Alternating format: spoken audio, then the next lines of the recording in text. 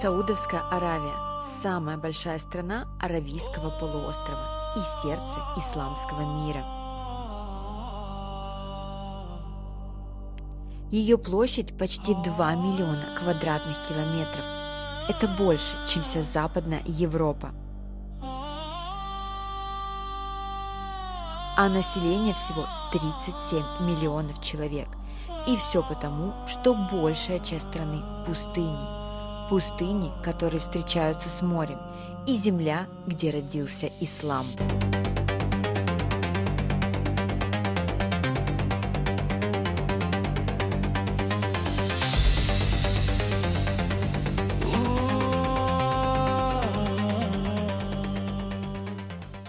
Ну а прежде чем мы начнем, давайте дружно не забудем подписаться на наш канал, поставить лайк, это поможет продвижению нашего канала, и обязательно включить колокольчик, чтобы не пропустить новые выпуски о самых невероятных уголках нашей планеты.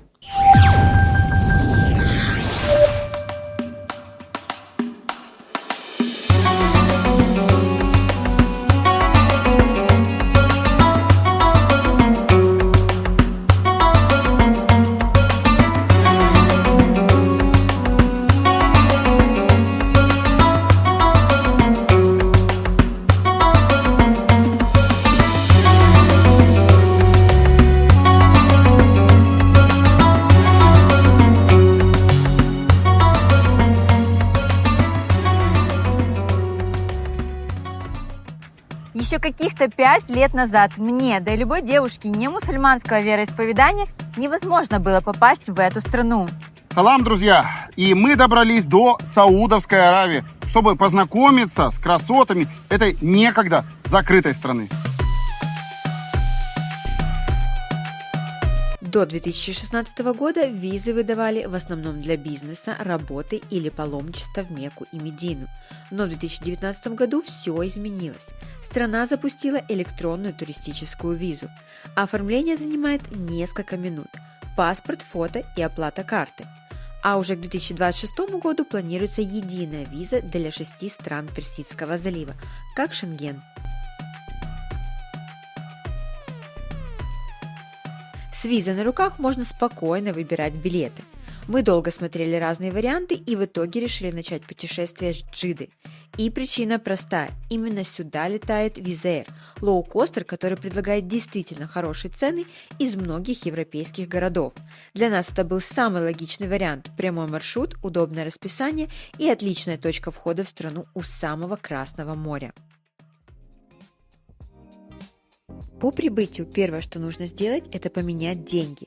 Официальная валюта – саудовский реал. Курс зафиксирован еще в 1986 году. Это делает валюту одной из самых стабильных на Ближнем Востоке. Что касается интернета, в Саудовской Аравии лучше сразу забыть про роуминг. Свой оператор там работает плохо и обойдется дороже. Зато местные сим-карты – это просто находка. Мы взяли пакет на 23 гигабайта всего за 70 реалов, это около $19, и спокойно раздавали интернет на все гаджеты. Представьте, быстрый интернет, стабильная связь и никаких ограничений. Да, можно подключить eSIM через Айрала, но честно, местная симка обойдется дешевле и удобнее.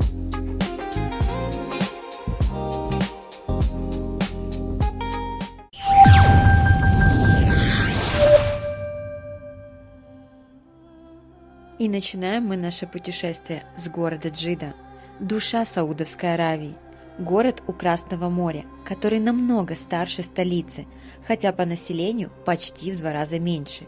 Но именно история исламского мира начинается с этого региона. Здесь древний порт паломников, через который веками шли в Мекку и Медину. А сегодня это яркий живой мегаполис, где старинные улицы соседствуют с футуристическими зданиями, и где ощущаешь, как Саудовская Аравия открывается миру.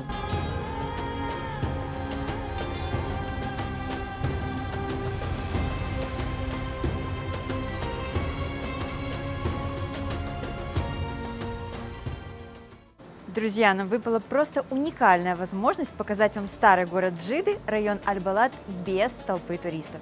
Пошли!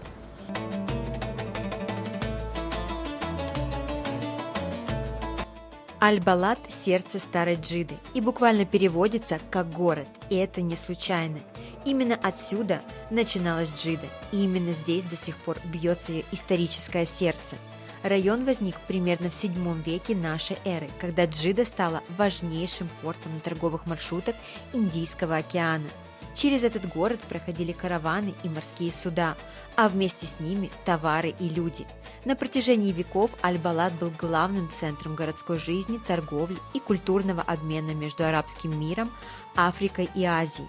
Здесь до сих пор сохранились здания возрастом более 500 лет и множество древних мечетей. Среди них особенно выделяется мечеть Усмана ибн Аффана, одной из старейших в регионе. Ее возраст превышает 1500 лет. На улице сильнейшая жара и без воды никуда. И что лично меня удивило, ты заходишь в любой первый попавшийся магазин, который торгует специями, и спрашиваешь, продается ли у тебя вода. Он достает тебе, сколько надо, дает.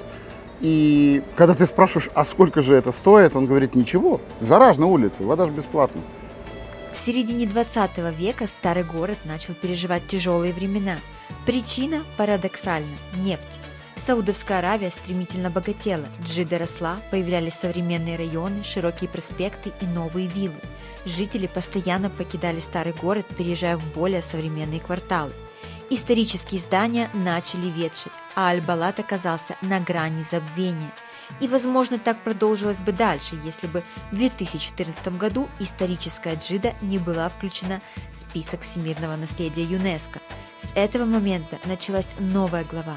Правительство Саудовской Аравии запустило масштабную программу реставрации.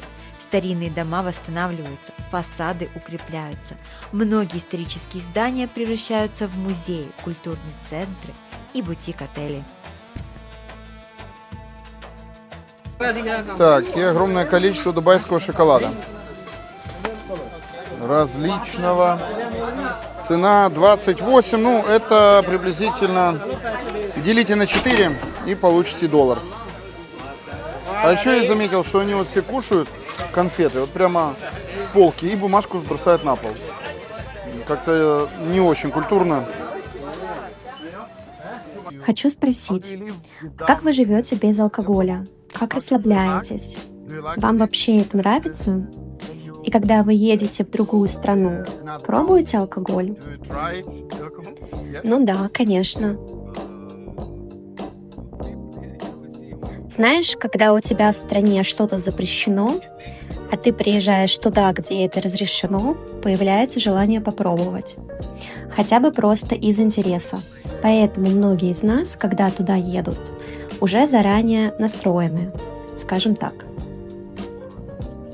И первая страна, куда поехать попробовать алкоголь, это, наверное, Бахрейн. Да-да, Бахрейн, потому что самый дешевый перелет. Да, и ближе всего. Но для вас это нормально, что в вашей стране алкоголь недоступен? Да, это абсолютно нормально.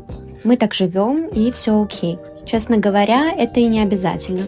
Я пробовала алкоголь, но похмелье мне вообще не понравилось. Так, друзья, ну и самый, наверное, главный напиток Саудовской Аравии – это кофе. Мы знаем, что алкоголь здесь запрещен, поэтому местные обожают кофе.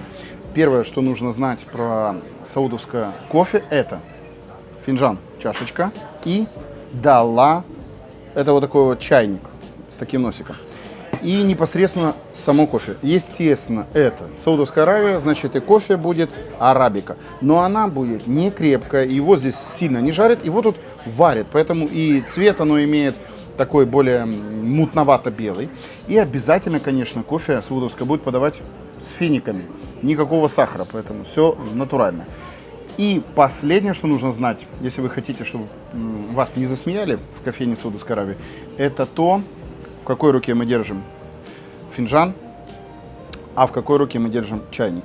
Чайник мы всегда держим в левой руке, а чашку мы держим в правой руке. Наливаем до полных краев и обязательно подаем с правой руки. Ну и пьем мы тоже кофе с правой руки. Хорошее, некрепкое кофе. Вот как оно выглядит по цвету. И обязательно в прикуску это будет местный финик.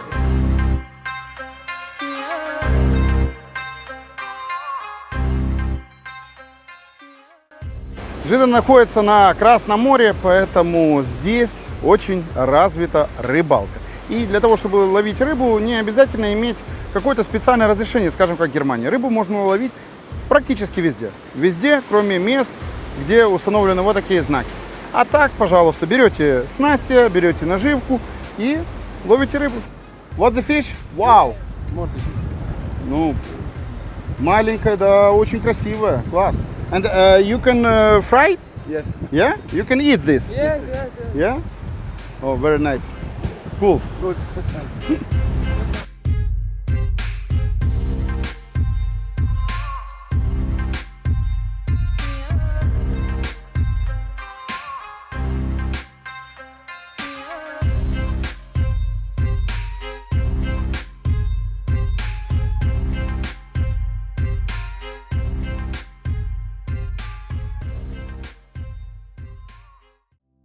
Если говорить еще про запреты, то лично для меня было такой шокирующей новостью, что в Саудовской Аравии с начала 80-х до 2017 года, а по сути до 2018 даже, только потому что в столице в 2018 году только разрешили кинотеатры. Они были запрещены, потому что в конце 70-х произошли заварушки в мечети, и правительство решило, что кино отвлекает людей от веры. А что ты думаешь про кинотеатры? Я читал, что у вас в стране они открылись всего 9 лет назад.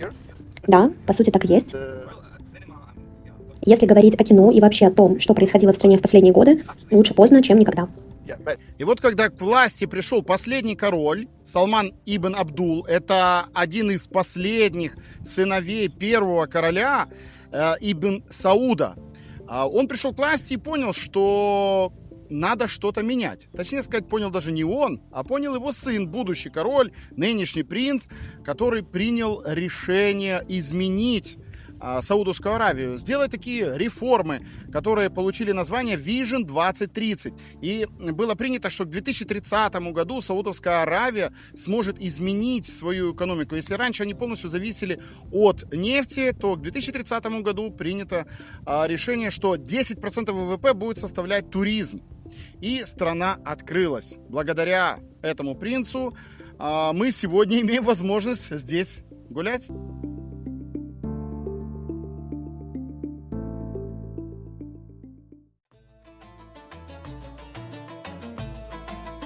И если раньше для женщин действовали строгие правила одежды, то после 2019 года они стали гораздо мягче. Иностранкам больше не нужно покрывать голову, а абая из обязательного элемента превратилась скорее в рекомендацию. В больших городах женщины носят современную одежду – платья, джинсы, рубашки. Главное, чтобы образ оставался скромным. На пляжах правила зависят от места. В частных зонах и курортах спокойно носят бикини, а на общественных и семейных пляжах лучше выбирать закрытый купальник. Саудовская Аравия открывается миру, но уважение к местным традициям здесь по-прежнему важно.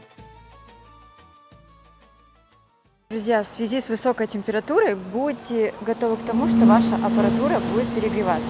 У меня буквально на 10-й минуте iPhone все требует охлаждения. Поэтому лайфхак, вентилятор. Кладете ваш айфончик, минуточек 5, и он снова рабочий. И это октябрь месяц. Это октябрь месяц, и сейчас температура 36 градусов. Где-то у нас 11 часов дня. Вот так.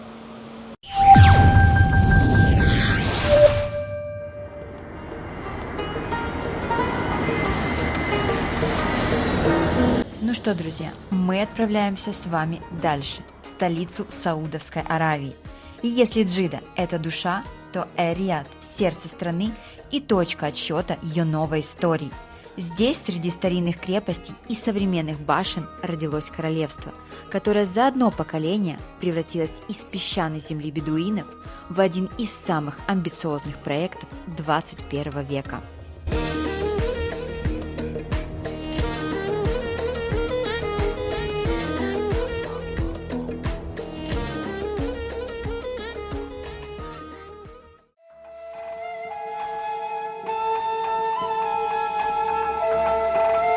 Официально Саудовская Аравия появилась в 1932 году.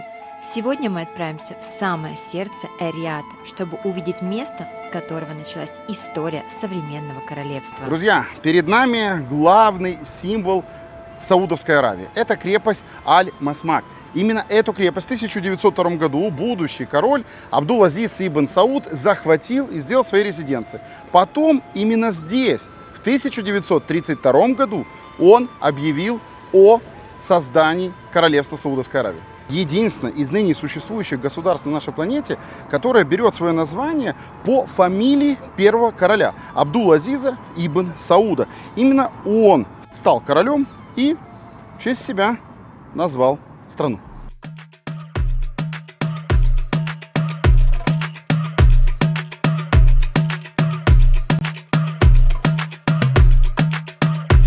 Если же говорить про детей, то тут факты разнятся. Есть информация, что у короля было более 60 детей, но также есть информация, что детей вообще было более 100. И половина из них это были мальчики. И вот из этой половины 6 из них стали королями. Почему это произошло? Да все очень просто, что в Саудовской Аравии простая система передачи престола. Если в других королевствах принято, что престол переходит от отца к сыну, то в Саудовской Аравии престол переходил от старшего брата к младшему. И неважно, какая была у него мать, но престол обязательно переходил от брата к брату. И вот, конечно, к середине 2000-х братья оглянулись и поняли, что от сотни не так уж много и осталось. Как бы там ни было, природа свое брала. И братьев, наследных принцев, становилось с каждым годом все меньше. Вы представьте, что в 1953 году, когда умер король, 77-летний, то на тот период старшему сыну, будущему королю, было 51 год. А самому младшему сыну было 6 лет. Он, к сожалению, не дожил до наших дней. Но сейчас у власти находится один из последних сыновей Абдул-Азиза ибн Сауда. И вот он и его предшественники приняли решение в 2006 году, что теперь власть будет переходить не от старшего брата к младшему, а будет переходить путем голосования. Итак, в 2016 году произошло первое голосование. Когда король пришел на престол, он принял решение, что следующим королем, а сейчас наследным принцем, будет его сын.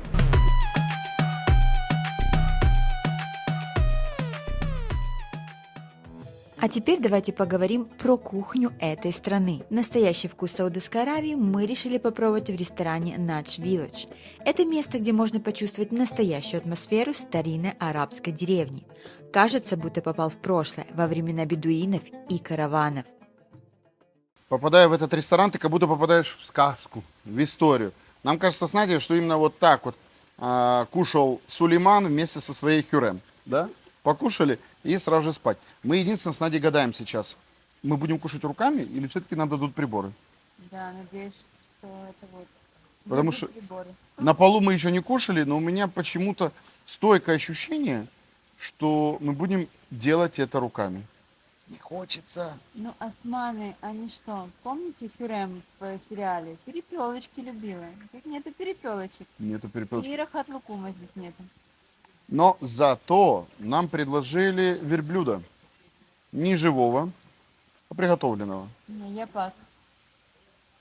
Ягнята за селом. Маленький кусочек, сугубо для сравнения. Чисто вот только ради сравнения и понимания. А так, конечно, мы против приготовления верблюдов. Главный король стола – капса, рис с мясом и специями, ароматный и сытный. А вот свинины и алкоголя вы тут не найдете, это строгое табу. Интересно, что едят часто прямо с общей тарелки, сидя на полу, как это делали бедуины веками. По вкусу кухня похожа на йеменскую и эмиратскую, только мягче по специям. Это было вкусно, интересно, необычно. Вот это вот все мы заказали, это был сет на двоих. А ощущение, как будто он был на троих, а может даже и на четверых. Обошелся он нам $60. Мы наелись просто, очень сильно, и половины даже не доели. Если будете в Эр-Рияде, обязательно приходите в Надж Village. Это не просто ресторан, это путешествие во времени.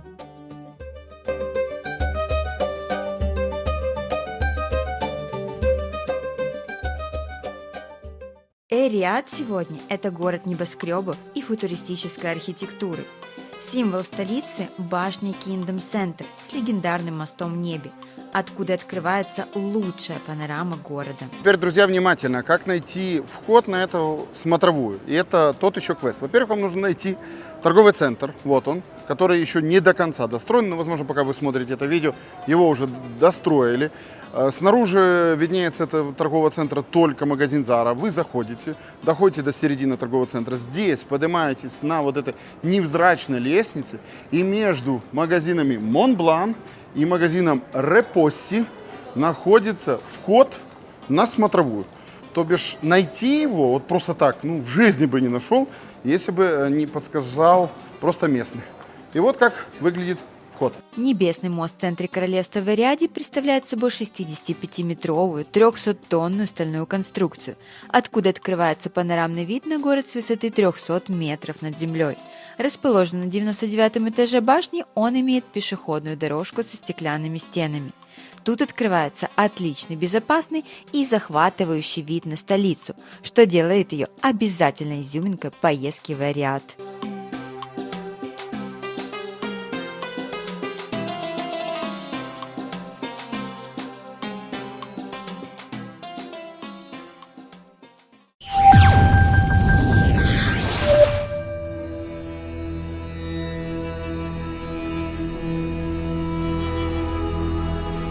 Если ты хочешь узнать историю Саудовской Аравии, то обязан посетить Аль-Ула – место, где время остановилось, где камни хранят следы древних цивилизаций, а пустыня рассказывает истории, которым тысячи лет.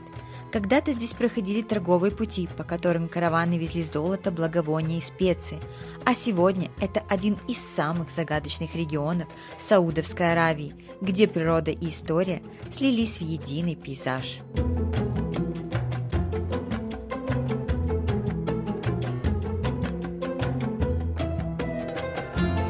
Чтобы посмотреть все красоты пустыни Аль-Ула, нужно обязательно арендовать авто. Мы арендовали на сайте Lumi Rental. Старт цены тут от 20 евро в сутки.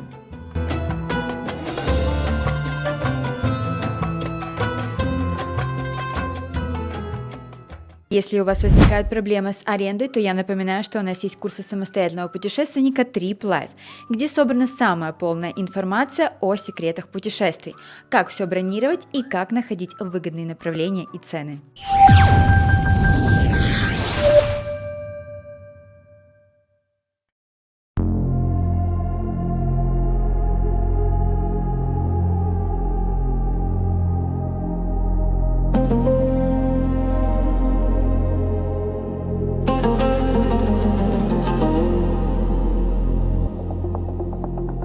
Аль-Уле очень много необычных отелей, а необычны они, потому что здесь стараются сохранить гармонию с природой и подчеркнуть уникальный ландшафт региона.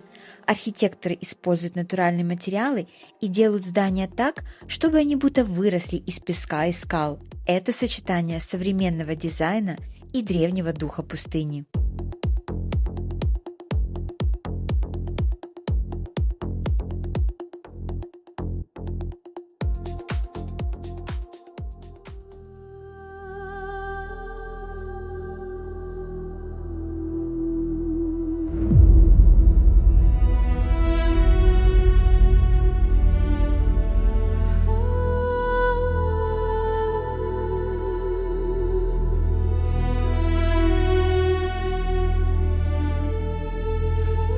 Более 2000 лет назад, задолго до появления ислама, на этом месте существовал оазис среди пустыни.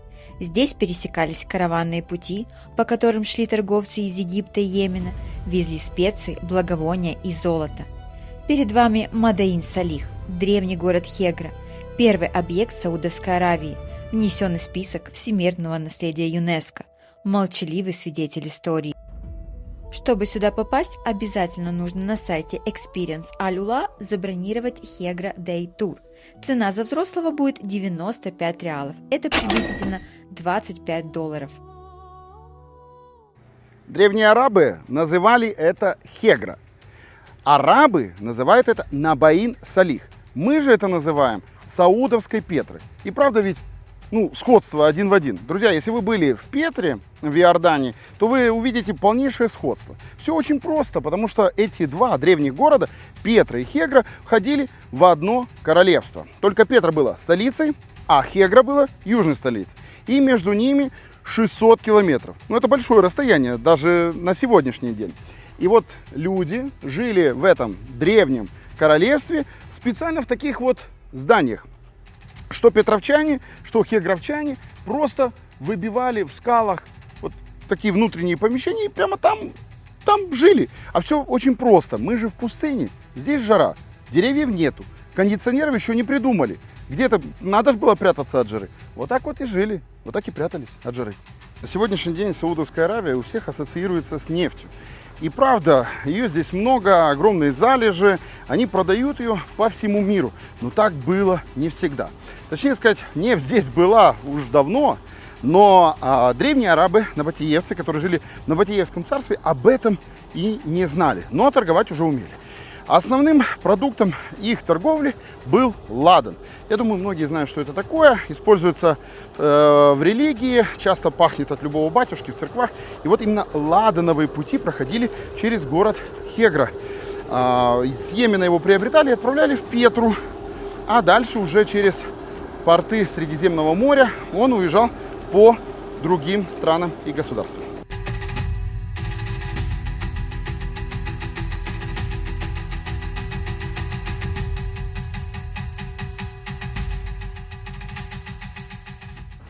Друзья, а это уже здание из нашего времени.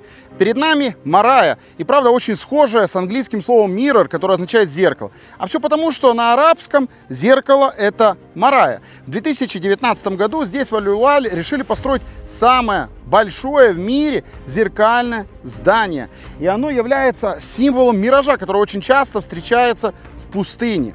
И так получается, что в отражении зеркал часто попадают скалы, часто попадает небо, и все это сливается в один единый ландшафт. Марая – уникальный зеркальный концертный зал, занесенный в Книгу рекордов Гиннесса, как самое большое зеркальное здание в мире. Покрытие почти 10 тысяч квадратных метров зеркал.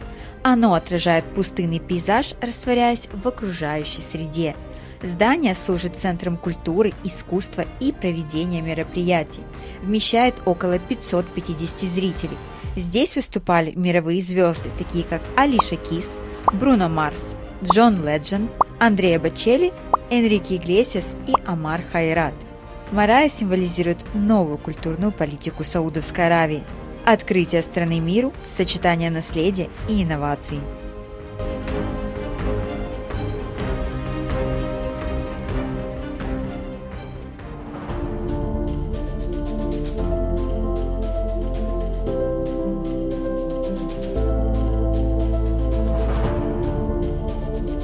А это еще одна известная достопримечательность пустыни Аль-Ула.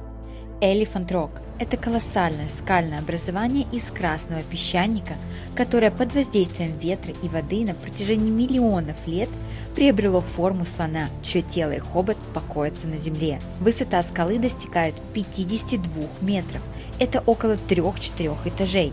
В отличие от соседних гробниц Хегры, созданных набатейцами, Elephant Rock – это исключительно творение природы. Локация открыта ежедневно, обычно с 4 до 12 ночи или дольше. Но наиболее атмосферно здесь на закате и ночью, когда скала красиво подсвечивается. Вокруг скалы оборудованы довольно комфортные зоны отдыха с уютными креслами, ямами для костра, а также есть кафе и рестораны. Место популярно для фотосессий, наблюдения за звездами и вечернего отдыха под приятную музыку.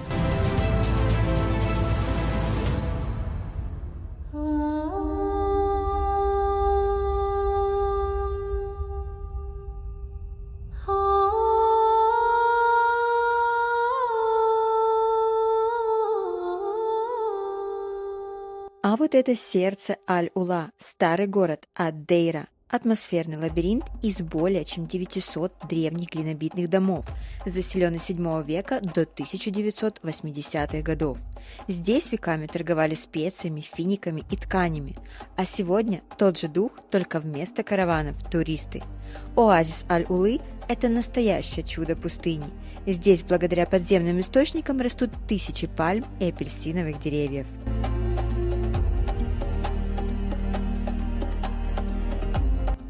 Когда же лучше всего ехать в Саудовскую Аравию? Лучшее время для поездки с ноября по март. В это время здесь комфортная погода, около 25 градусов днем и прохладные вечера, но учтите, что туристов тут становится больше. Мы были в межсезонье, когда меньше туристов и не будет очередей и толп. Межсезонье – это апрель, май, сентябрь и октябрь. Летом жара может достигать 50 градусов, поэтому страна практически закрывается. Туристов почти нет, и местные массово уезжают из страны.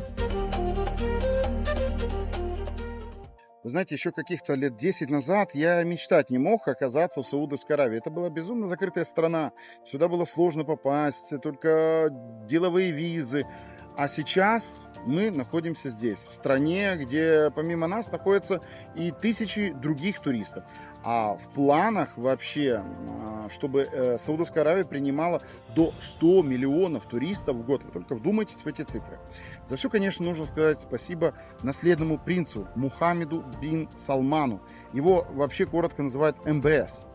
Поэтому МБСу огромное спасибо за то, что он дает свободу, он дает развитие туризму, потому что страна действительно понимает, не может она всю жизнь находиться на нефтяной игле. Жизнь меняется, мир меняется.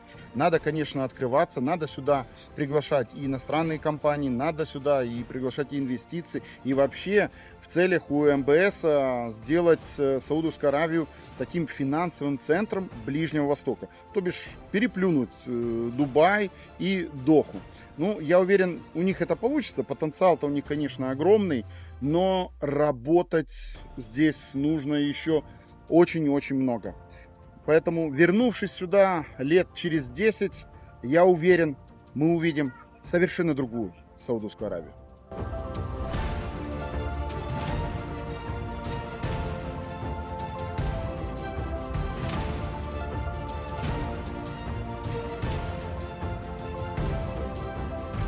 Здесь древние традиции не исчезают, а учатся жить рядом с будущим.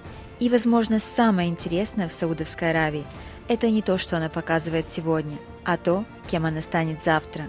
Друзья, наш выпуск подошел к концу. Спасибо, что досмотрели. Не забываем подписываться на канал, ставить лайки и уведомления, чтобы не пропустить наши следующие выпуски. До скорой встречи. Путешествуйте. Наш мир невероятный.